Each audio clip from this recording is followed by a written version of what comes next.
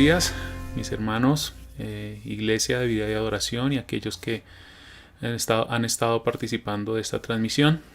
Damos gracias al Señor por su gracia, su amor, su misericordia, su favor para con nosotros, que en todo tiempo podemos degustar y saber y experimentar la bondad del Señor, y el seguir haciendo culto en medio de este tiempo que estamos viviendo, pues es otra muestra de su amor y bondad.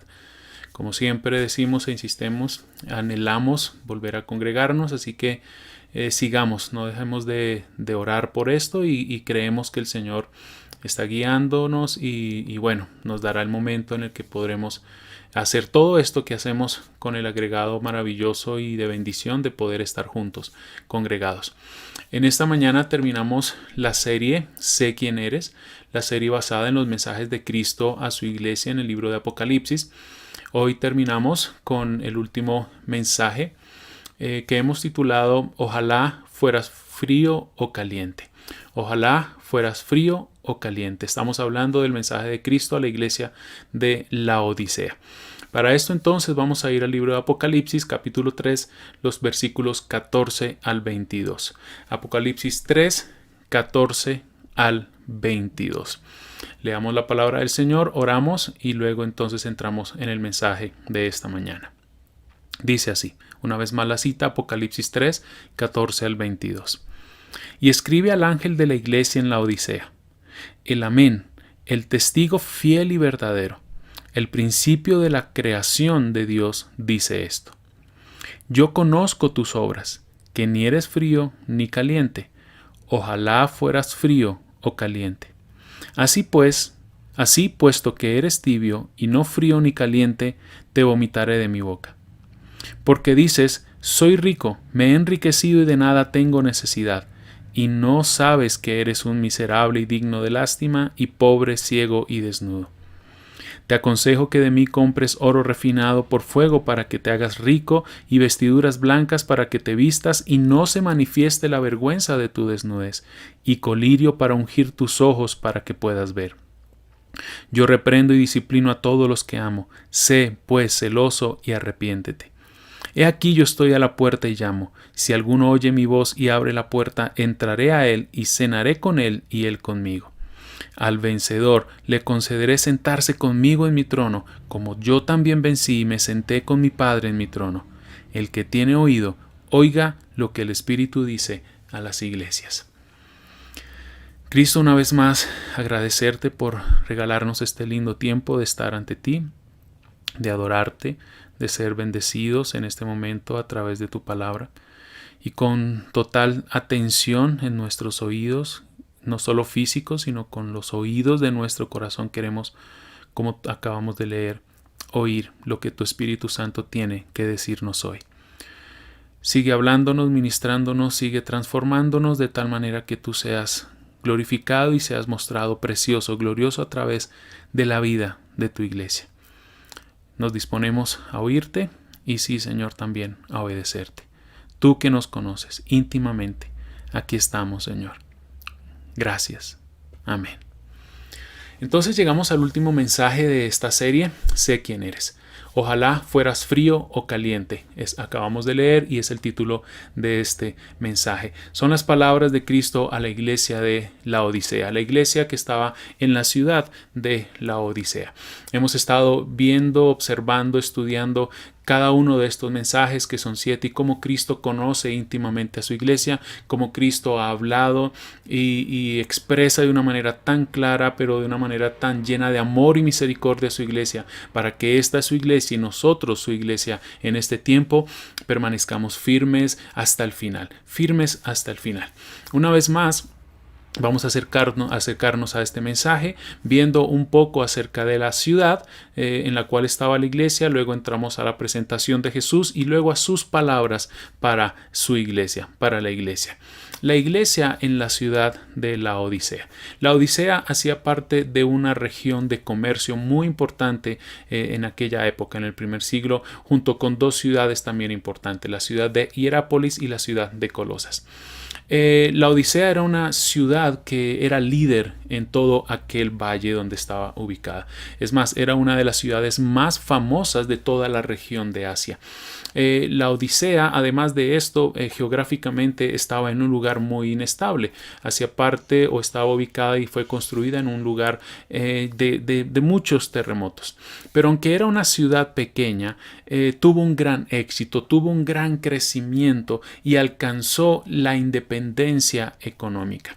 Por eso, como les acabo de decir, e iremos observando algunas cosas, esta ciudad fue una de las ciudades más importantes y una ciudad líder en toda aquella región.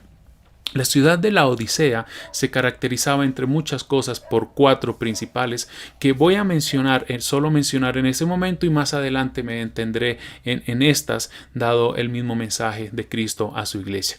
Y las 4 cosas en las cuales la ciudad se caracterizaba era que se convirtió esta ciudad en un centro bancario, ¿sí? En su economía tuvo un gran auge, se fortaleció en su economía y fue un centro, un punto bancario en toda aquella región. También era una ciudad conocida por su alta calidad textil. Este era un gremio en el cual ellos habían prosperado. Algo más en lo cual se caracterizaba esta ciudad era que allí se habían establecido varias escuelas de medicina. Y algo más, y que no era bueno en este caso como las 3 anteriores, es que ellos tenían una pobre calidad del agua. Entonces estas son 4 características que sobresalían en la ciudad de la Odisea y que pues las menciono porque van a ser muy importantes para la comprensión también de las palabras de Jesús a su iglesia en aquella ciudad. Entramos entonces al texto en sí y podemos comenzar viendo la presentación de Jesús. Cada uno de los 6 mensajes anteriores, incluyendo ahora el 7º, hemos leído que en cada uno Jesús se ha presentado. Jesús ha hablado de sí. Jesús se ha presentado y ha dicho quién es Él y luego cómo Él ve a su iglesia. Leemos entonces en el versículo 14 que Jesús dice, el amén, el testigo fiel y verdadero, el principio de la creación de Dios, dice esto. Una vez más, como digo, su presentación, la presentación de Jesús nos dice quién es Él y nos prepara para el mensaje que Él va a dar a la iglesia, en este caso de la Odisea. Leemos entonces que Jesús dice que Él es el amén, Él es el testigo fiel y verdadero. Como hemos visto en mensajes anteriores, estas palabras de la presentación de Jesús nos remontan también a algunos textos del Antiguo Testamento. Varios de estos textos hemos leído en Isaías y hoy pudiéramos ver en Isaías 65:16. Isaías 65:16, donde vamos a ver que las palabras de Jesús son también una referencia y una presentación o una indicación a Dios en el Antiguo Testamento, lo cual entonces nos va a decir claramente, como hemos visto en cada uno de los mensajes, quién es Jesús, y Jesús es Dios. Dice Isaías 65:16, porque el que es bendecido en la tierra será bendecido por el Dios de la verdad, y el que jura en la tierra jurará por el Dios de la verdad, porque han sido olvidadas las angustias primeras y porque están ocultas a mis ojos. Quisiera resaltar y que notáramos aquí y que usted pudiera subrayar ahí en su Biblia esta expresión, el Dios de la verdad. Aquí lo leemos como verdad, pero en el texto original, en el texto hebreo, la palabra que aparece allí para decirnos a nosotros verdad es amén. La palabra amén, que es la misma palabra que acabamos de leer en el mensaje en Apocalipsis. El Dios de la verdad es el Dios amén. Amén significa eso es verdad. Es una expresión que sabemos, la usamos al final de nuestras oraciones o la usamos cuando queremos asentir o afirmar algo que hemos escuchado, a lo cual estamos diciendo amén. Eso es verdad. O lo que acabo de orar es cierto y es verdadero. Lo que estoy escuchando es verdad. Y 2 veces aquí en el texto de Isaías se nos dice que Dios es el Dios del amén, el Dios de la verdad. 2 veces. Y ahora En la presentación de Jesús estamos leyendo que 2 veces también se dice de Jesús, o Jesús dice de sí mismo que Él es el Amén, el Jesús de la verdad. Él es el fiel y el verdadero. Él es el Amén, el verdadero, el genuino. Él es la verdad, aquel cuyas promesas encontradas en toda la historia de la redención desde el Antiguo Testamento ha cumplido. Cristo ha cumplido cada una de las promesas que Dios dio a su pueblo. Cristo es el Amén, y eso lo hace entonces en su vida, muerte y resurrección. Hace que su vida sea, como leemos acá, también que Él sea el testigo fiel y verdadero. Ahora, al ver esta presentación de Jesús, nos está hablando del Señor de la iglesia, a quien servimos, a quien adoramos, para quien vivimos. Y este Cristo, nuestro Señor, el que se ha revelado en la Escritura y el que habla aquí a la iglesia, el que nos habla a nosotros hoy, es el Dios verdadero, el Amén, la verdad, el testigo fiel y verdadero. Es decir, mis hermanos, este es Cristo. Y cuando pensamos en el cristianismo, estamos hablando y pensando en Cristo. El cristianismo se trata de Jesucristo. El cristianismo se trata de la verdad. El cristianismo verdadero se trata de tener a Jesús y de tener una relación con Él, con Dios, a través de la persona de Jesucristo. Él es la verdad. Entonces, el cristianismo proclama que tiene la verdad, no como un conjunto de doctrinas, no como un conjunto de filosofías o ideologías. Cuando el cristianismo proclama y anuncia y predica tener la verdad, es porque está diciendo que tiene a Cristo, que tenemos a Jesús que es la verdad, y eso entonces nos da completa seguridad y completa confianza. Este es el Cristo que se presenta a su iglesia, y esta presentación de Jesús nos dice quién es Él, pero nos da una advertencia para la iglesia. Él habla la verdad. Lo que Jesús dice es la verdad porque es su carácter, la verdad, y ha sido un testigo fiel. Es decir, no solo su vida y su obra, su muerte y resurrección es verdadera y es el testimonio de Dios, como dice la palabra, que Dios ha hablado a través de Él. Ahora decimos que lo que Él dice de nosotros, lo que Él dijo de cada una de las 7 iglesias allí en Asia, lo que Él dice de su iglesia a lo largo de la historia, diciendo hoy lo que Él dice de ti y de mí como iglesia, como cristianos, es verdad, es cierto. Esta es la presentación de Jesús, el Amén, el testigo fiel y verdadero. Y qué bueno saber que nuestro Dios es este Dios, que nuestro Cristo es este Cristo en el cual podemos confiar, podemos refugiarnos, podemos estar completamente seguros y podemos saber, como hemos visto y veremos hoy también, que sus palabras son ciertas. Su palabra es verdad. Lo que Él dice que somos y cómo estamos es cierto. Por lo tanto, como termina cada uno de los mensajes de Cristo a su iglesia, el que tiene oídos, oiga lo que el Espíritu dice a las iglesias. Es Cristo hablando a través de su Espíritu Santo a nuestra vida. Dice él que Él es el principio de la creación, el principio de la creación de Dios. Recordaremos textos como Juan 1:1 que nos dice: en el principio existía el Verbo y el Verbo estaba con Dios y el Verbo era Dios. Recordaremos textos como Colosenses 1:15 al 18 que nos dice, hablando de Jesús, Él es la imagen del Dios invisible. Él es el primogénito de toda la creación, o el que tiene la primacía, porque en Él fueron creadas todas las cosas. Y mira esto, en Él fueron creadas todas las cosas en los cielos y en la tierra, las visibles y las invisibles, tronos o dominios o principados o potestades, todas las cosas han sido creadas por Él y para Él. Observa muy bien esto. Todo lo que existe fue creado y ha sido creado por Él, por Cristo y para Cristo. Y Él es antes de todas las cosas, y todas las cosas subsisten en Él. Y Él es la cabeza del cuerpo, la iglesia. Él es el principio, el primogénito de los muertos. Escucha bien esto, para que en todo tenga Él la preeminencia. ¿Qué nos están diciendo estos textos al leerlos juntamente con la presentación de Jesús? Que Él tiene el primer lugar. No que Él fue creado, no que Él fue el primer ser creado. No, Él es Dios.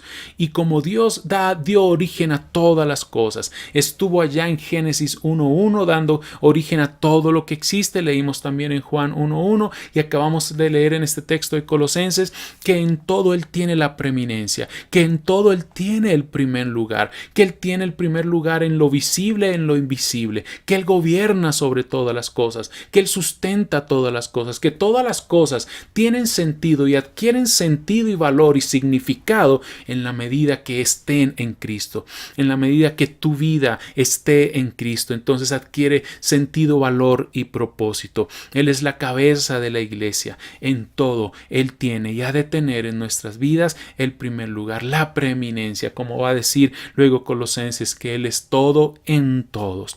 Entonces es muy importante, no solo para nuestra devoción a Él principalmente, para nuestro amor, nuestra adoración dirigida a Él.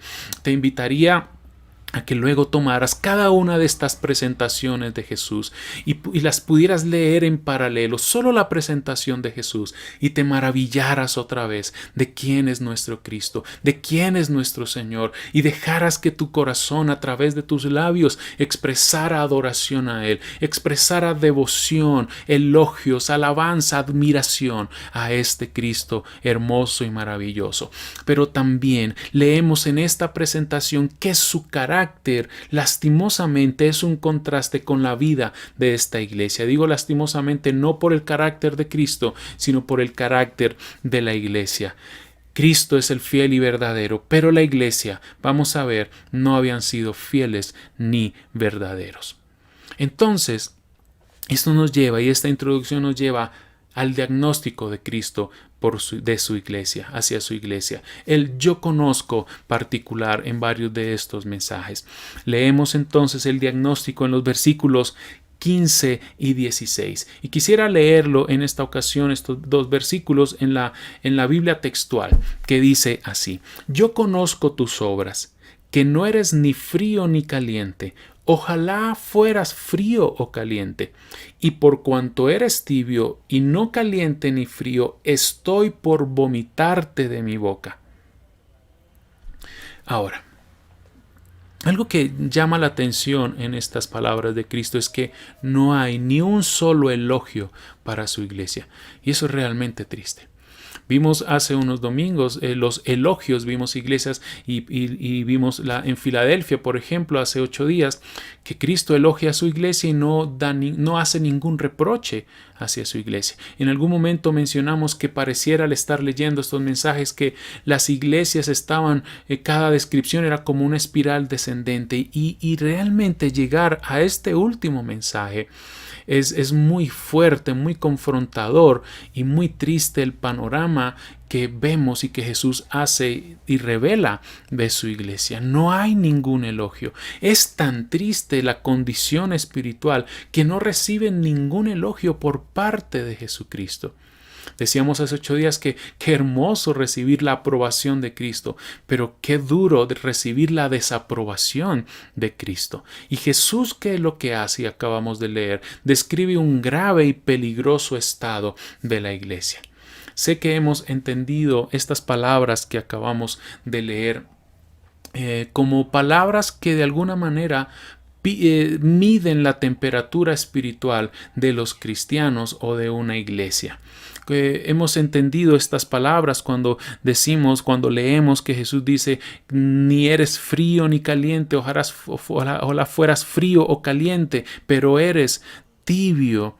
Hemos entendido comúnmente estas palabras, insisto, como una especie de medición en la temperatura espiritual, sea de un creyente o de la iglesia, entendiéndolo algo así como que ser caliente es estar avivado espiritualmente, y ser frío es haber perdido ese fuego espiritual. Es que ser frío es sinónimo de estar mal con el Señor. Pero quisiera que observáramos algo y quisiera que me prestaras atención a lo que voy a continuar diciendo, que aunque hemos leído este texto, no des por sentado que ya ya entendemos el texto y tal vez no me prestes atención. Quisiera que escucharas muy bien lo que vamos a ver porque es muy importante en cuanto a lo que Jesús tiene que decirnos. Jesús dice, y quisiera que leyeras otra vez en el verso 15 la última frase: ojalá fueras frío o caliente. Piensa en las palabras de Jesús. Ojalá fueras frío o caliente. Entonces pregunto yo, ¿será que Jesús prefiere una iglesia fría o muerta espiritualmente a una tibia? ¿Será que es mejor ser un cristiano frío espiritual que tibio? Porque esa pareciera ser la idea de ojalá fueras frío o caliente si leemos esta descripción como una medición de la temperatura espiritual. Insisto, como que ser caliente es estar avivado o estar frío es haber perdido el fuego espiritual y estar mal con el Señor. Entonces, según las palabras de Jesús, ¿qué es mejor? ¿Será que lo malo es solo estar tibio y entonces Él prefiere que estemos fríos espirituales? Pues bueno, según las palabras de Jesús, sí es mejor ser frío o caliente, pero no tibio. Es eso lo que Jesús está diciendo. Pero la pregunta es, ¿qué significa ser caliente? ¿Qué significa ser frío? ¿Qué significa ser tibio? Y es algo que quisiera explicar en estos minutos. Habían dos ciudades cerca a la Odisea. Estaba la ciudad de Hierápolis y la ciudad de Colosas. La Odisea estaba cerca de estas dos ciudades y cada una de estas ciudades tenía una fuente de agua única. Las tres ciudades, Hierápolis, Colosas y la Odisea, tenían una fuente de agua única. El agua en Hierápolis, que estaba ubicada esta ciudad al norte de la Odisea, tenía una fuente natural de agua, una fuente termal natural. Sus aguas, las aguas termales, las aguas calientes de la ciudad de Hierápolis eran usadas para medicina.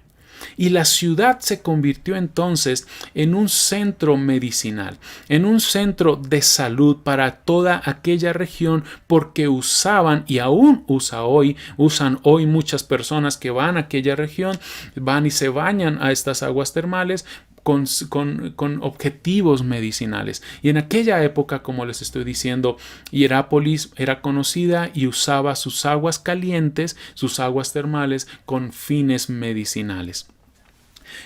Hacia el oriente de la Odisea estaba la ciudad de Colosas.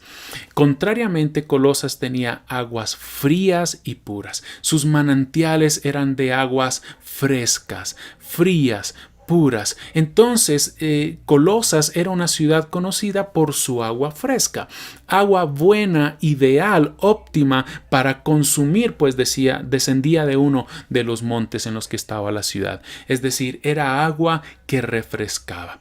Entonces tenemos Hierápolis con aguas medicinales y tenemos Colosas con aguas refrescantes. Pero tenemos entonces a la Odisea. A diferencia de estas dos ciudades, la Odisea tenía un suministro permanente de agua, pero de agua dañada. Su agua no era buena. Y como les mencioné al comienzo, la Odisea se caracterizaba entonces por tener un pobre sistema de agua. La ciudad producía aguas negras y además de esto producía aguas saladas por los suelos volcánicos en los cuales estaba la ciudad.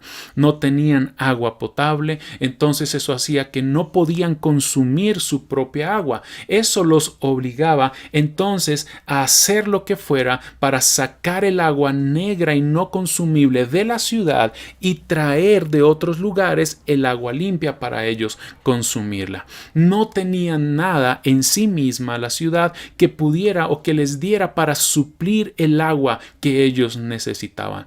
Entonces, ¿qué hicieron los romanos en aquella época? Hicieron todo un sistema de acueducto muy sofisticado para la época con el que hacían llegar el agua de otras ciudades a donde ellos quisieran. Y el agua la traían a través de viaductos que estaban fuera de la ciudad y se almacenaban en torres gigantes para luego distribuirlas por la ciudad.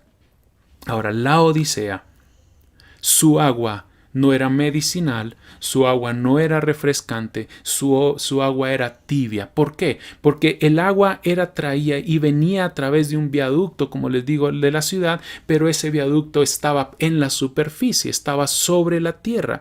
Y al estar sobre la tierra, el sol, en todo el trayecto del agua que tenía el agua, el sol calentaba el agua. Y cuando el agua llegaba a la ciudad, el agua estaba tibia. No era agradable consumir este tipo de agua. Es decir, el agua tibia que llegaba a la Odisea no era buena para tomar, para refrescar ni para la medicina. Y con esto en mente es que Jesús les dice a ellos: yo conozco tus obras, que ni eres frío ni caliente. Ojalá fueras frío o caliente. Jesús está usando las aguas de la Odisea, de Hierápolis y de Colosas como una metáfora para hablarle a su iglesia. Ojalá fueras frío o caliente, puesto que eres tibio y no frío ni caliente, te vomitaré de mi boca. Aquí entonces Jesús usa esta metáfora para hablarle a la iglesia. Entonces, lo que quiero decir con esto, y mi punto es que la metáfora del agua no tiene la intención de relacionar el fervor espiritual con la temperatura del agua. La iglesia no debía ser que su suplemento de agua fuera igual al agua de la ciudad, ahora sí hablando en su condición.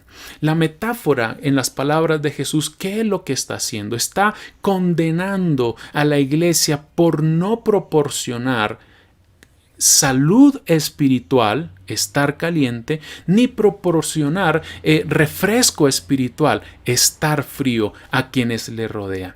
Es decir, es una condena no a su estado espiritual, aunque estaban mal, sino es una condena por su falta de obras y por su falta de testimonio. Es decir, por eso con esto ahora entendemos por qué Jesús dice: ojalá fueras frío, ojalá tu agua espiritual, ojalá tu manera de vivir, ojalá tus obras y tu testimonio fuera como el agua de Hierápolis, es decir, fuera medicinal a otros. Ojalá tu testimonio, tus obras, tu actuar como iglesia en el mundo donde estás, en la ciudad donde estás, fuera como el agua de Colosas, refrescante para otros. Entonces su agua, hablando ahora sí a la iglesia, debía ser como Hierápolis para sanidad, o debía ser como el agua de Colosas para refrescar. Espero que hayamos entendido esto, y con esto podemos comprender que en lugar de eso la iglesia era tibia. Que así como el agua de la Odisea, la iglesia era una iglesia tibia, es decir, ellos no tenían ningún uso, estaban vacíos en obras y eran por lo tanto inútiles en las manos del Señor y para los propósitos del Señor. Yo me imagino que cuando la iglesia en la Odisea escuchó estas palabras, entendieron inmediatamente la analogía que Jesús estaba haciendo.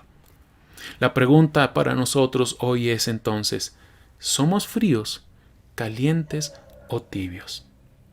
Con esto leído, con esto visto, estamos diciendo que ser frío está bien en esta metáfora que está usando Jesús. Ser caliente está bien, pero ser tibios está mal. Debemos ser y debiéramos ser fríos para refrescar a otros, debiéramos ser calientes para traer salud a otros, pero ser tibios está mal. ¿Y por qué no debemos ser tibios? Jesús dice: porque te vomitaré de mi boca, o como leí anteriormente, estoy a punto de vomitarte de mi boca.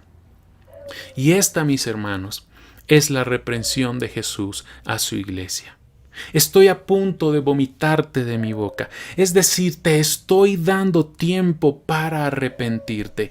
Que está una vez más en las palabras de Jesús. Es su misericordia para con nosotros. Es su favor, es su gracia, es su paciencia para con nosotros. Estoy a punto de, son palabras que expresan la gracia de Dios, donde está dándonos la posibilidad de que esta amenaza de ser vomitados no se lleve a cabo.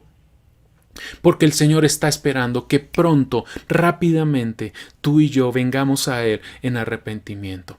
Debemos llevar a que la actitud tibia de nuestra vida sea cambiada en un trabajo y en una vida ferviente al Señor, siendo creyentes que den alivio a otros, que seamos medicina a otros o que seamos refrescante a otros, que toda nuestra vida le dé gloria a Él y sirva al Señor y a sus propósitos. Sí, el Señor quiere que tú seas frío o caliente. Jesús quiere que seas frío para que tu vida sea útil en Él, refrescando a otros, dando alivio a otros. Jesús quiere que seas caliente para que tu vida sea un instrumento de su salud y vida para otros. En otras palabras, que seamos útiles al Señor. Debemos entonces estar como iglesia, mis hermanos, y la reflexión para nosotros, no solo de manera personal, sino para nosotros como iglesia, como vida y adoración, y para cualquier iglesia local, debiéramos y debemos estar proporcionando refrigerio y sanidad. De lo contrario, el diagnóstico es el siguiente: en las palabras de Jesús, le causamos náuseas al Señor. En otras palabras, mis hermanos y hermanas, seamos útiles para el Señor y sus propósitos, para la iglesia y el mundo. Ahora, hasta aquí la metáfora. Y pregunto entonces, ¿qué significa ser tibio?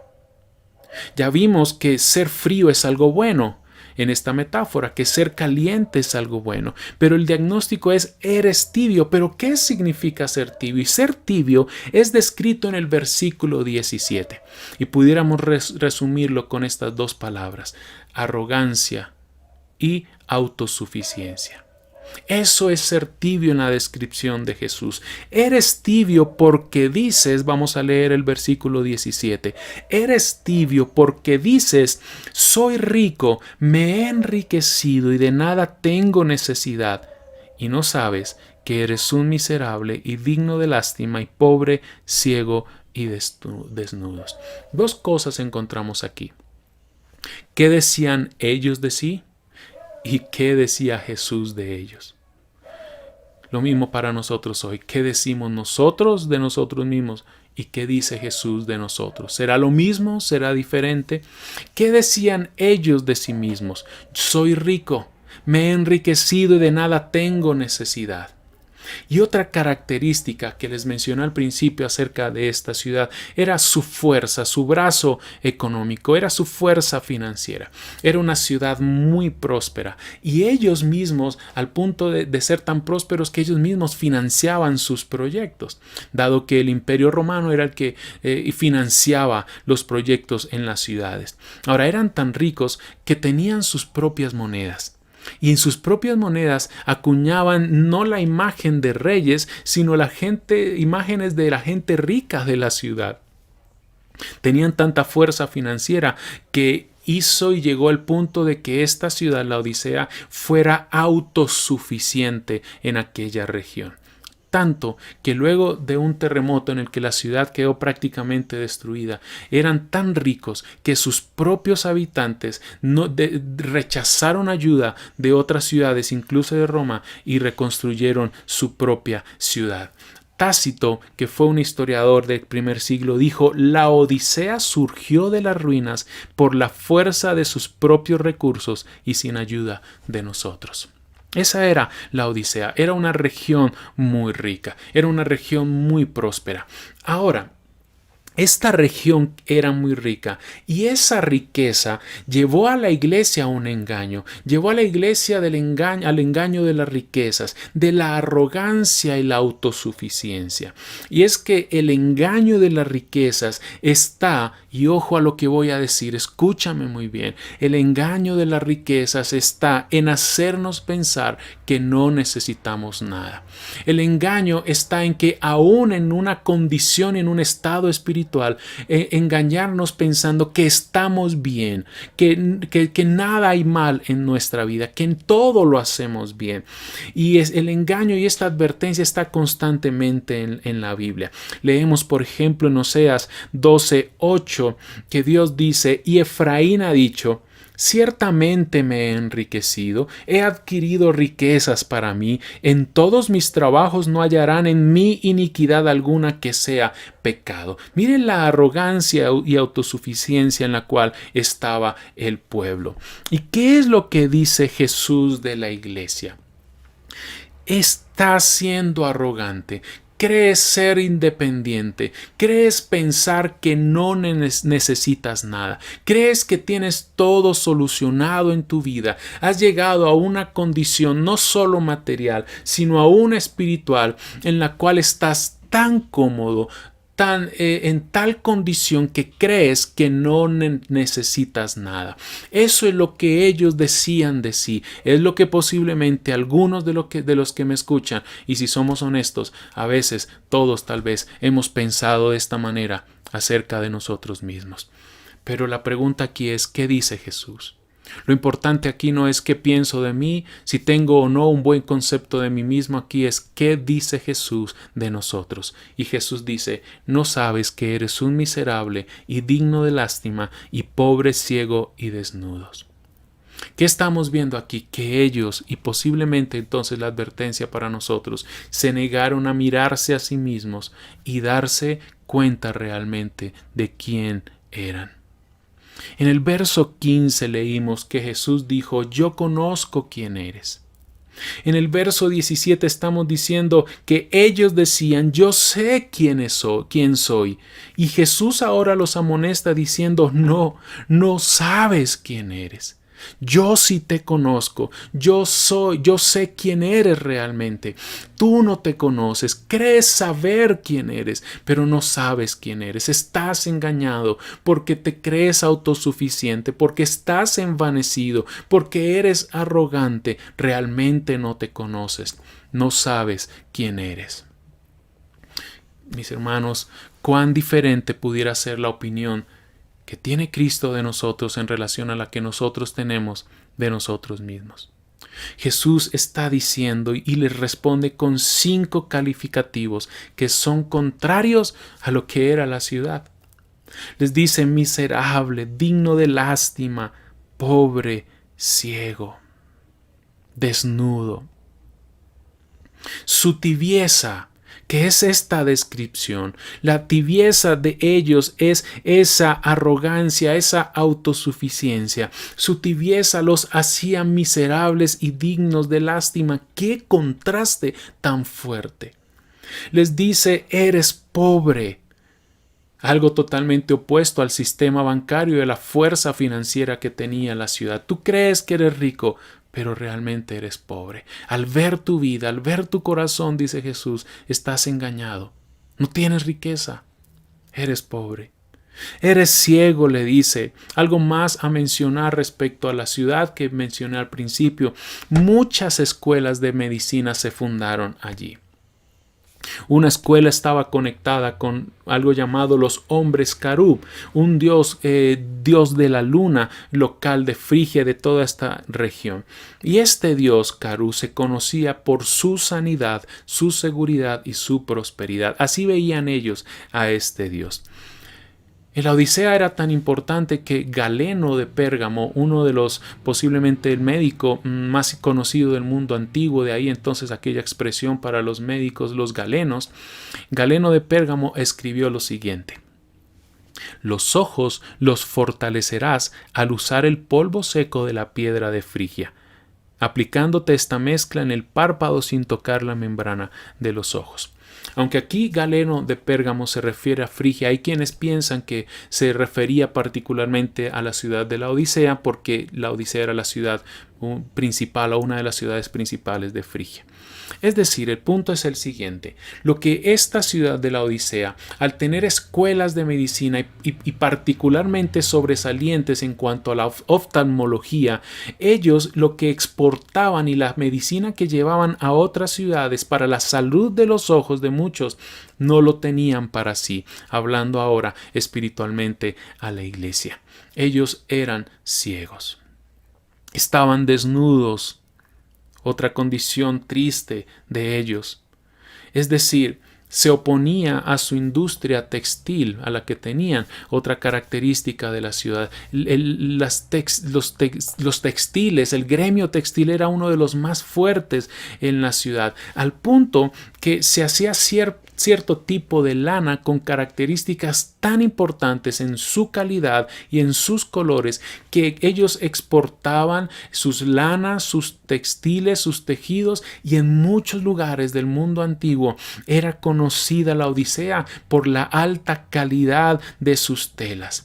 Habían prendas que eran conocidas por sus calidades. Había algo llamado la trimina, una especie de poncho que era exportado por los de la Odisea y que todo mundo la conocía. Donde se hablaba de calidad en lo textil, se tenía que mencionar a la Odisea. La industria textil en la Odisea era muy importante y era algo que les causaba orgullo a los habitantes de la ciudad. Pero Jesús les está diciendo: aquello que te causa orgullo solo es una ilusión. Solo es una ilusión porque realmente no te es útil. Estás desnudo. Estás desnudo.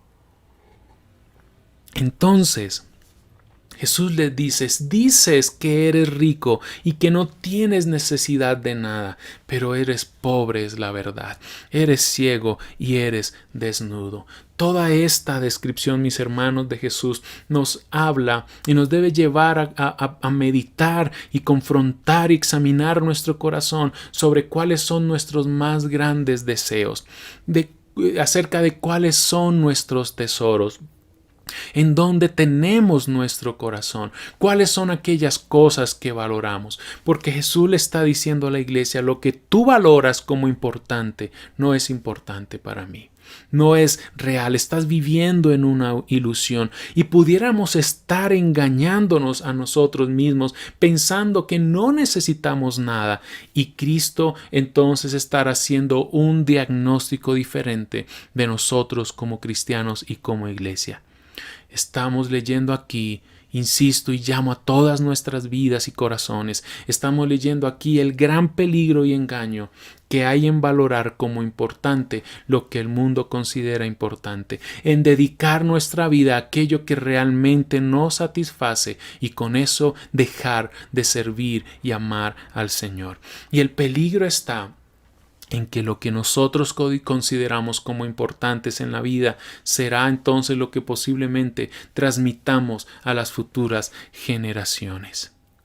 Tú pudieras leer el Salmo 106, 34 al 40. Salmo 106, 34 al 40. Y allí leerás, y invito a que lo leas detenidamente. Allí leeremos cómo Dios habla que su pueblo se mezcló con otras naciones y aprendieron sus prácticas. Valoraron lo que el mundo valoró, vivió como el mundo vivió, estimó como valioso lo que el mundo estimaba como valioso, haciendo a Cristo a un lado de sus vidas. Y esta es una seria advertencia para todos nosotros hoy. ¿Qué hay en tu corazón? Te pregunto. ¿Qué hay en mi corazón? Debo preguntarme constantemente. ¿Qué amamos sobre todas las cosas? ¿A quién servimos? Jueces 2, 10 al 11, un texto que estuvimos meditando esta semana en el taller de paternidad y que nos desafiaba como padres. Leíamos: también toda aquella generación fue reunida con sus padres, y se levantó otra generación después de ellos que no conocía al Señor ni la obra que él había hecho por Israel. Entonces los hijos de Israel hicieron lo malo ante los ojos del Señor y sirvieron a los Baales. Está hablando de una generación, no la que salió de Egipto, no la que conquistó la tierra, la que nació allí en medio de todas las comodidades, aquellos que no tuvieron que tomar la espada para poseer la tierra, aquellos que nacieron teniendo todo. Y no está mal eso, mi punto es que ellos se dejaron engañar por eso. Creyeron también que no necesitaban nada y aprendieron de las otras naciones y no conocieron al Señor ni las obras que Él había hecho. Y esta era también la condición de la iglesia en la Odisea. Y pregunto, ¿cuál es nuestra condición hoy? ¿Qué tiene que decir Cristo de nosotros? Les está diciendo: tienes buena ropa, buen ungüento para los ojos, prosperidad material, pero nada de eso puede ocultar que eres pobre, ciego y desnudo. Tal vez otros te vean de una manera, tal vez tú mismo te veas de una manera, pero Cristo nos ve realmente como somos, y a Él es a quien debemos oír. No debemos prestar atención o ir tras la opinión y la aceptación de nuestro mundo. No debemos ni siquiera ir y buscar la aceptación de nosotros hacia nosotros mismos. Debemos ver a Cristo, oír a Cristo, qué es lo que Él dice de nosotros. Pensaban ellos, y posiblemente pensemos nosotros, no necesitar nada, pero eran tibios, eran desobedientes al llamado de Jesús, el llamado que entonces leemos en el versículo 18.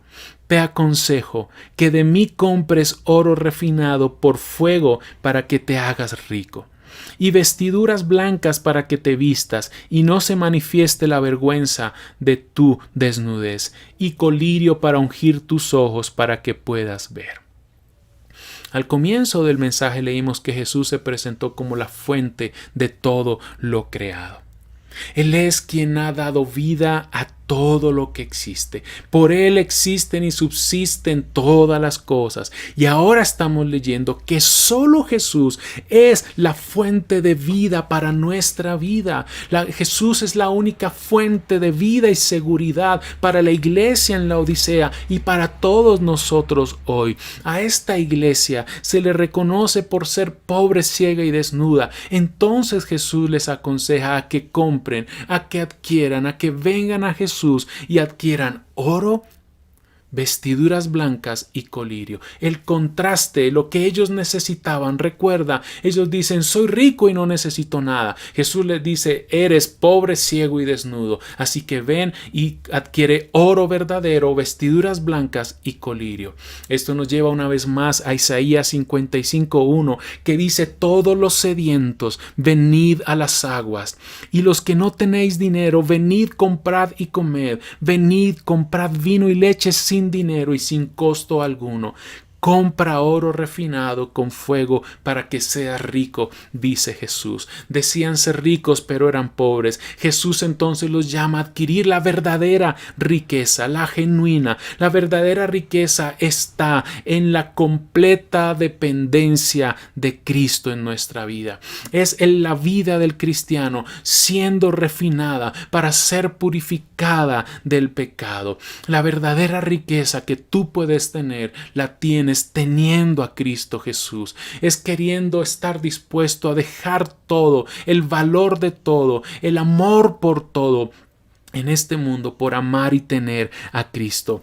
Esta riqueza de la cual habla Jesús, que nos llama, es lo contrario a vivir una especie de sincretismo en la que mezclamos aspectos religiosos y materialistas y pensar que se puede vivir de esta manera. El problema acá, mis hermanos, no es ser rico. El problema acá no es tener bienes materiales. El problema acá es ser autosuficiente y vivir así de una manera independiente del Señor, no depender de Cristo.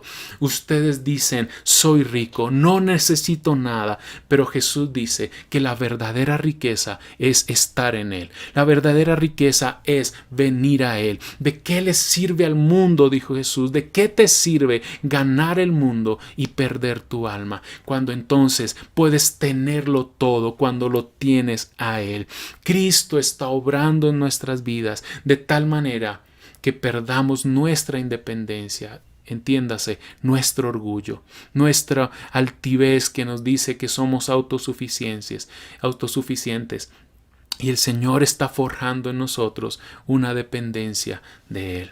Jesús le dice a su iglesia y nos dice: compra ropas blancas para cubrir tu desnudez. Tenían mucha ropa y lanas finas, pero estaban desnudos, y Jesús les dice: adquiere ropas blancas para cubrir tu vergüenza. La ropa blanca es una metáfora que simboliza la vida recta de una persona. La desnudez y las ropas manchadas indican impureza, vergüenza, que es lo que hace el pecado en nosotros, desnudos ante el Señor. Nos da vergüenza. Es lo que ocurrió en el Edén con Adán y Eva. Cuando ellos se dieron cuenta que estaban desnudos, sintieron vergüenza y quisieron cubrirse. De ahí entonces el cubrir la desnudez es cubrir la vergüenza. Y Él nos dice que adquiramos en Cristo, que tengamos en Cristo ropas blancas, justas, rectas, santas. Que no tengamos una vida secreta. Él nos conoce.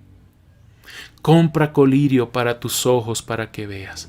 Les dije hace un momento que ellos tenían escuelas de medicina, pero eran ciegos, tenían la vista corta. Y esta ceguera es una metáfora para la ignorancia o para la falta de discernimiento.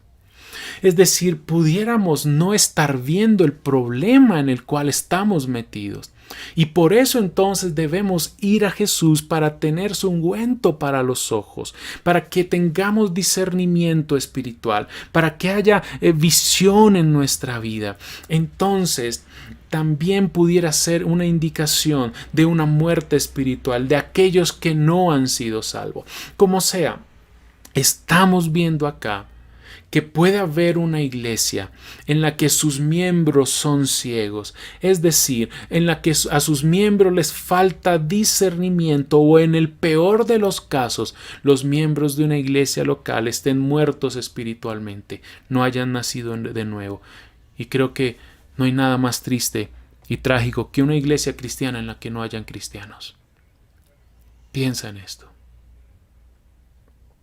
Jesús dice: compren de mí, compren de mí. ¿Y qué nos dice esto? Que solo Él es quien provee la solución.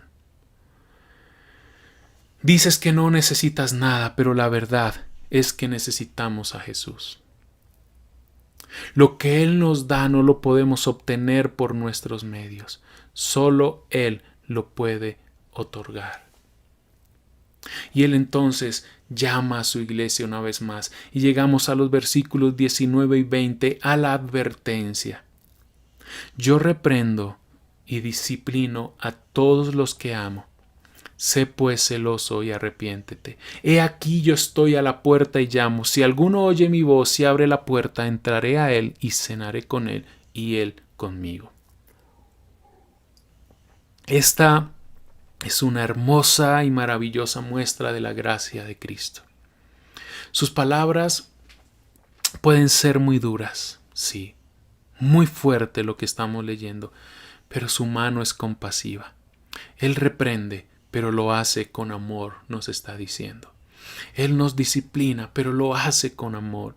Su reprensión, una vez más, está motivada por su amor por nosotros. ¿Y sabes qué? Su amor es el que está llamándote hoy. Su gracia es la que te está llamando hoy. Su gracia por su Espíritu Santo, su palabra nos está llamando hoy. Y una vez más, la clave está en el arrepentimiento.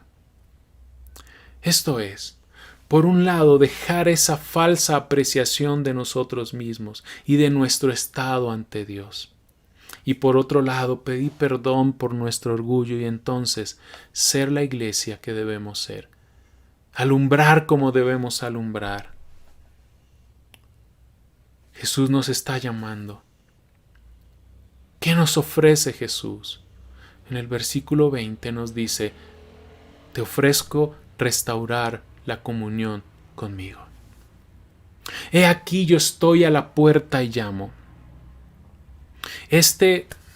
Aunque lo hemos usado por mucho tiempo como un texto evangelístico, no es un texto evangelístico.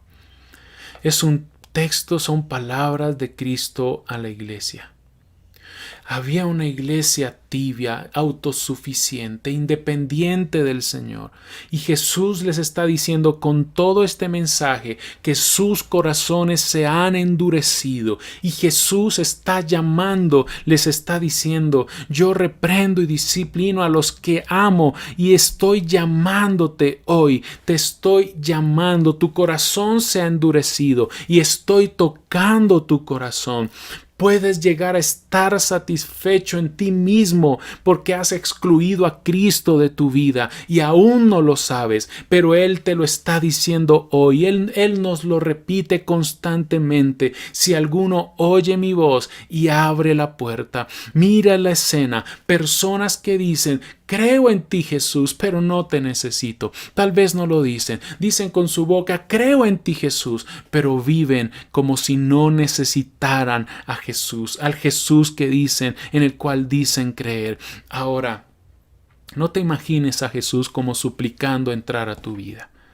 Cuando Él dice: estoy a la puerta y llamo, es que Él está llamándote al arrepentimiento. Nos está llamando a arrepentirnos, a salir de esa tibieza espiritual, de esa arrogancia, de esa autosuficiencia y volver a una comunión con Él, volver a una dependencia de Él, sin importar la vida, la condición en la cual estemos, si hay abundancia o no lo hay. Toda bendición y todo lo que tenemos viene de Cristo. Pero mis hermanos, debemos restaurar nuestra comunión con Él. Jesús dice: entraré a Él y cenaré con Él y Él conmigo. Comeremos juntos. Comer juntos es una señal de comunión, de unidad y amistad. Jesús dice que desea tener comunión contigo, que Él te está llamando a tener comunión con Él. ¿Estamos teniendo intimidad con Él o estamos siendo distraídos y ocupados en otros asuntos? Él nos está llamando como iglesia a salir de toda tibieza en nuestra vida y ser útiles en sus manos. Llegamos entonces a la promesa. Verso 21. Al vencedor le concederé sentarse conmigo en mi trono, como yo también vencí y me senté con mi Padre en su trono. Al vencedor. ¿Quién es el vencedor? El que oye las palabras de Jesús. Le daré sentarse conmigo. Esto es haber vencido. Otra de las cosas que caracterizaba a la Odisea es que era llamada la ciudad del trono. Cuenta la historia que un ciudadano de la Odisea, Zenón, se convirtió en rey de Sicilia y de Ponto cerca del año 39 a.C. como recompensa de bloquear las puertas de la Odisea a un invasor. Y su familia continuó gobernando en cierta medida en toda esta región durante el primer siglo, durante el siglo siguiente.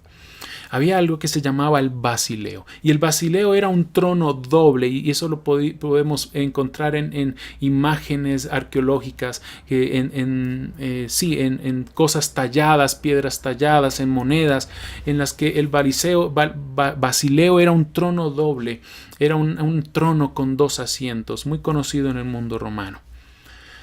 Una metáfora más en la que Jesús está diciendo: el que venza va a reinar conmigo. Es realmente asombroso y hermoso esto que está diciendo Jesús. Pablo en 2 Timoteo 2, 11 y 12 dice: palabra fiel es esta, que si morimos con Él, también viviremos con Él.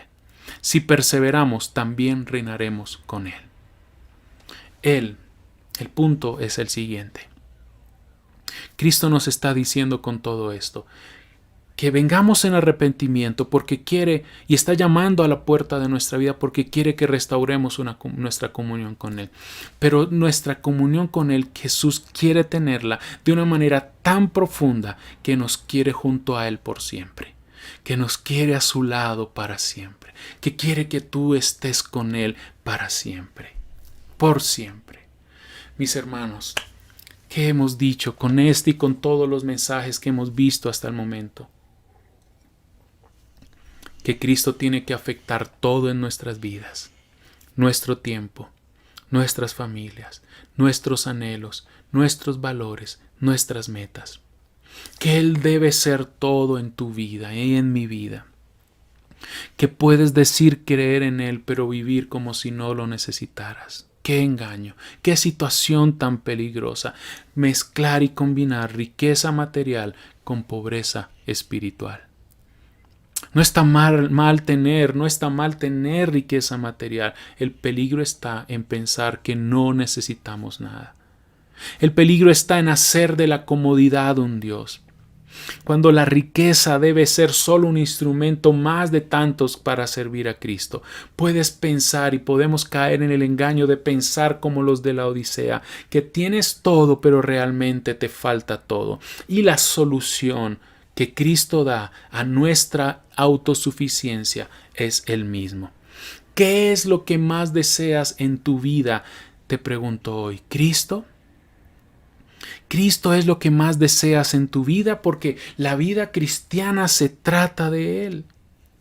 La vida cristiana se trata de Él. Deuteronomio 8, verso 12 en adelante dice: no sea que cuando hayas comido y te hayas saciado y hayas construido buenas casas y habitado en ellas, y cuando tus vacas y tus ovejas se multipliquen y tu plata y oro se multipliquen y todo lo que tengas se multiplique, entonces tu corazón se enorgullezca y te olvides del Señor tu Dios, que te sacó de la tierra de Egipto, de la casa de servidumbre.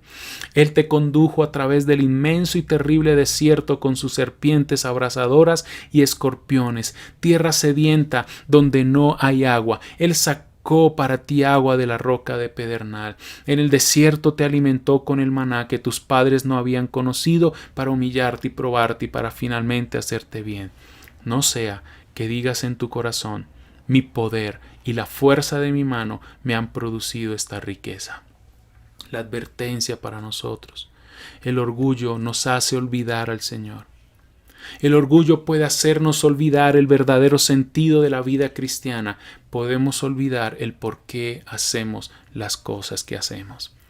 Y hoy se nos está recordando cuál es ese sentido de la vida cristiana. Y hay uno solo: Cristo. Estar en Él, permanecer en Él, amarle a Él. Debemos estar atentos y guardarnos de toda forma de avaricia, porque la vida no consiste en lo que tenemos. La piedad, dijo Pablo, que es un gran medio de ganancia, pero porque nada hemos traído al mundo y nada podemos sacar de él, pero nos advierte que todos los que quieren enriquecerse caen en tentación y lazo y en muchos deseos necios y dañosos que llevan a las personas a la ruina y a la perdición, porque raíz de todos los males es el amor al dinero, al punto que puede hacer extraviar de la fe y llevar a muchos dolores.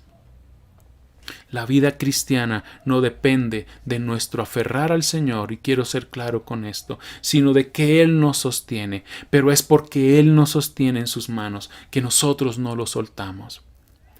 Yo les digo hoy, iglesia, seamos fríos o calientes, pero no tibios. Seamos útiles al Señor, seamos refrigerio a otros, seamos medicina para otros. No podemos sentarnos y contemplar y afirmar que estamos satisfechos con nuestra vida espiritual. Necesitamos crecer, necesitamos madurar, necesitamos la llenura del Espíritu Santo, necesitamos de Él más y que Él más y más produzca su fruto en nosotros. Necesitamos carácter. Tenemos que huir de un cristianismo sin Cristo.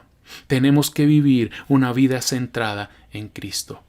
Unas últimas palabras. Como iglesia local nos llamamos vida y adoración. Esto significa que Jesús es nuestra vida y nuestro motivo de adoración. Esto significa que Jesús nos da vida y respondemos a Él en adoración. Y sería muy triste, mis hermanos, que esto solo fuera un eslogan en medio nuestro. Es mucho más que eso. Debe ser que anhelamos que eso sea realidad en nuestra experiencia y existencia como iglesia.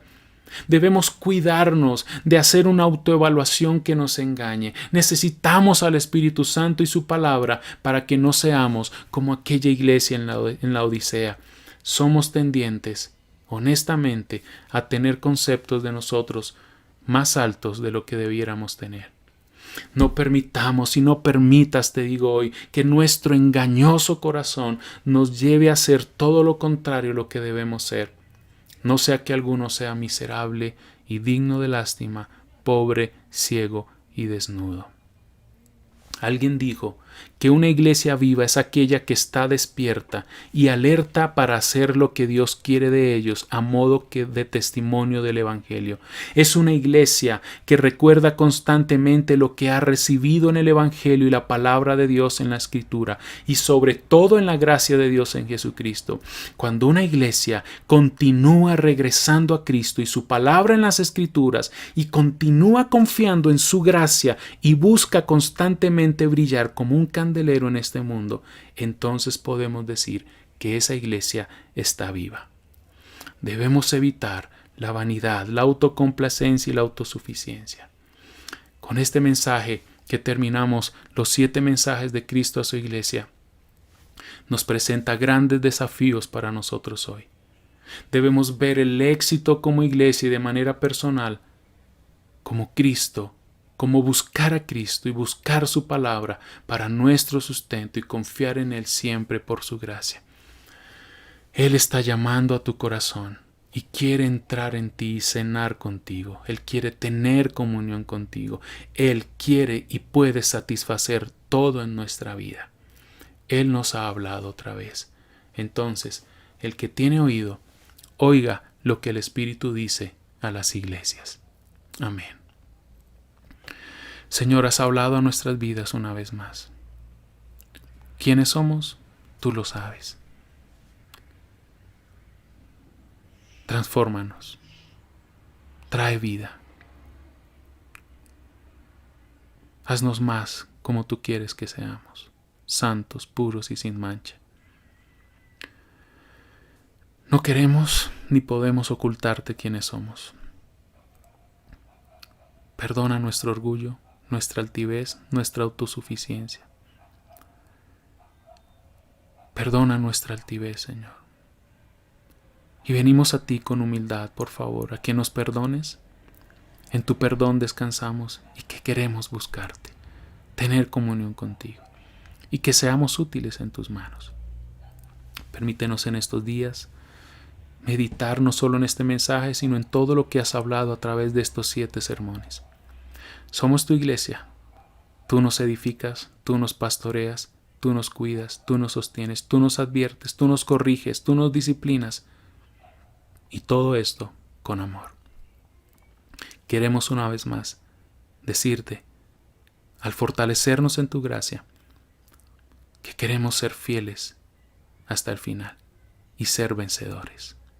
A ti la gloria, el honor y la exaltación y tu bendición, Señor, y la bendición de tu palabra en nuestros corazones. Amén. Les amamos, mis hermanos, les añoramos, les extrañamos. Y recuerden, Jesús nos da vida y respondemos a Él en adoración. Ya no